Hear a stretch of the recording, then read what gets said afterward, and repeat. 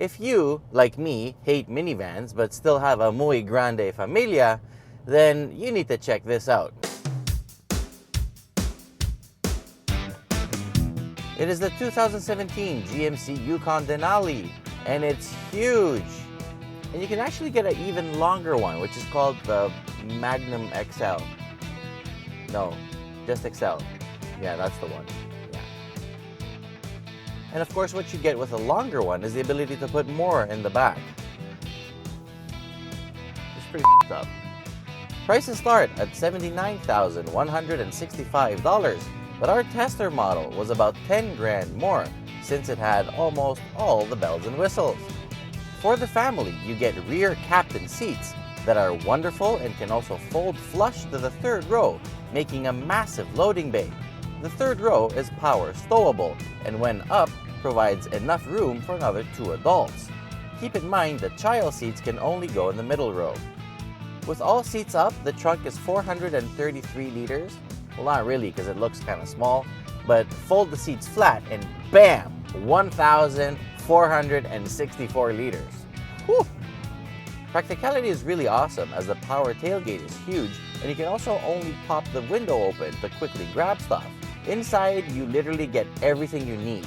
USB ports, HDMI, Wi-Fi, a 110 socket, 100 cup holders, air vents, you name it. Everyone is happy in a Denali. The interior is well made, nice materials have been matched to make a very pleasant looking dash, and fit and finish are also really good. You get heated and ventilated seats and a very nice wireless charging pad for your phone, which is on top of the humongous cubby holder. The Denali though is not all show and no go. Under the hood lives a lively 6.2 liter V8 that makes 420 horsepower and 460 pound-feet of torque. Made it an 8-speed automatic transmission that shifts as smooth as butter. It can hit 100 kilometers an hour in about 7 seconds, but it just never leaves you wanting more power. It even sounds pretty good. With a lot of highway driving, we averaged about 13.1 liters per 100 kilometers, which is really good once you realize the size and the weight.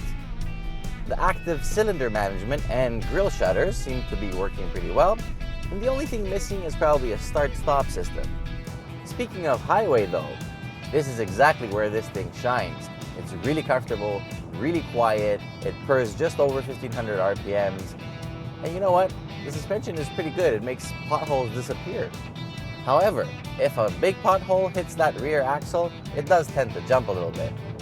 Handling can't be anything other than just safe, because this thing weighs as much as that iceberg that killed DiCaprio.